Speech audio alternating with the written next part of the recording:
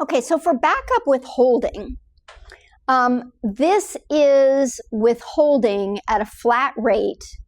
And a lot of times it's, a lot of income, interest, dividends, investment income, that kind of stuff, usually isn't subject to withholding, but under certain circumstances, it is subject to withholding. And it's subject to withholding at a 24% tax rate. So if the payee fails to give the employer a correct taxpayer ID number, all the payments are subject to backup withholding, including interest, dividends, rents, royalties, commissions, non-employee compensation, certain other payments made in the course of a trade or business. In addition, certain payments made by brokers and barter exchanges and certain payments made by fishing boat operators, it's very specific, are also subject to backup withholding. So this is where the person who is being paid does not give a Social Security number to the person who's doing the paying. Now, the reason for the backup withholding is, well, first is to encourage giving that information, right? Because it's kind of like a penalty.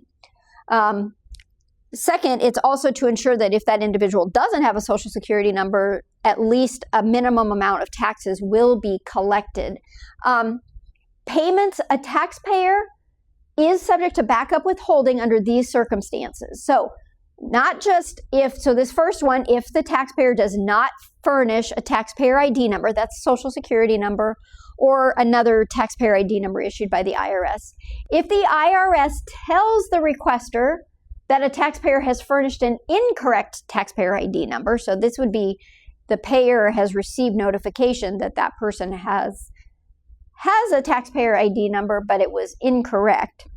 The IRS informs the payee they are subject to backup withholding due to non-reporting of interest or dividends on a tax return. So if you don't report the interest and dividends that you receive, the IRS can then tell the bank or whoever's making the payments that you've got to start withholding 24% of any payments. If the payee did not certify to the requester that they were not subject to backup withholding. How do we do that certification? It's through a W-9 form, which we're going to talk about here in a second.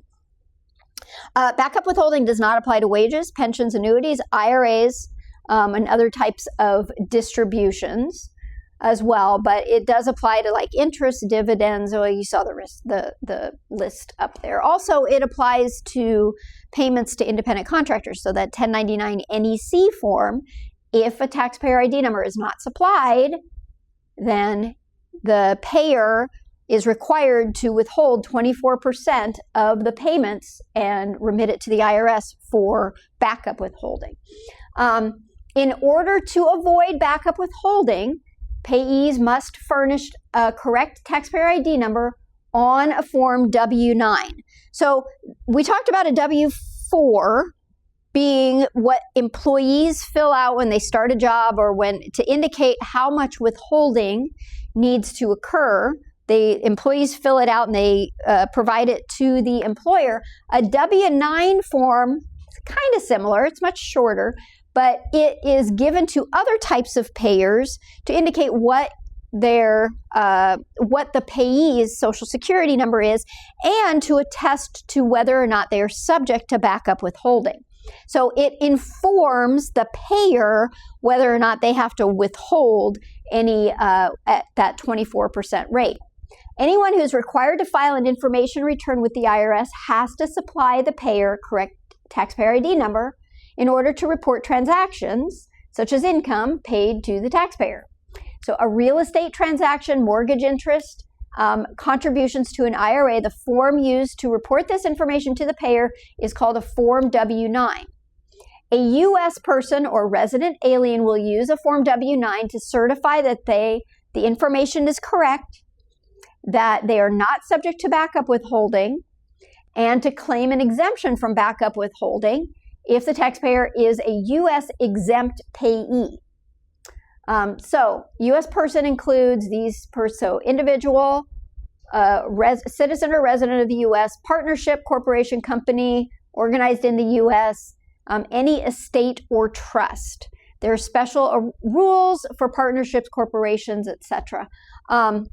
If you fail to furnish a correct taxpayer ID number to a requester, it can result in a penalty of $50 for each failure to do that. So I think they've got an example here. Joe Zonka has a landscaping and snow removal service. One of his clients' village apartments requires that all vendors complete a Form W-9. Joe is a sole proprietor. Here's his social security number. So what he's going to do is complete this W-9. This is what the W-9 looks like. So you indicate your name. If there's a business name that's different, you indicate that. How are you organized? If you're a sole proprietor, you just check that first box. If you're a different type of organization, you check the appropriate box. Your address listed here. Taxpayer ID number. So you see there's a space here for either a social security number or an employer ID number. So if the business has an employer ID number, they can supply that. Don't have to supply the social security number of the individual.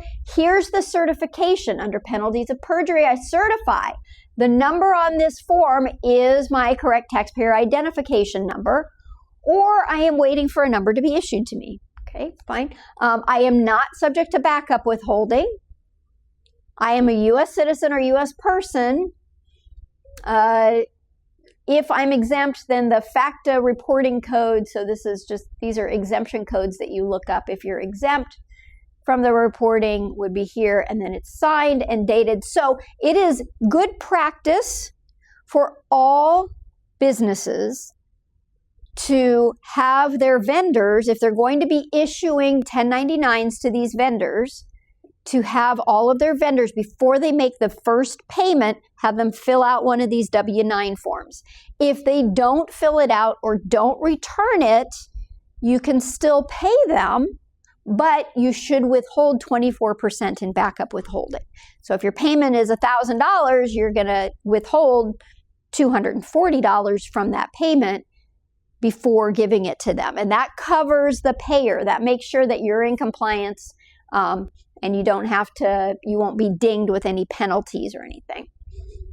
So that is, let's see, our backup withholding and W-9 form.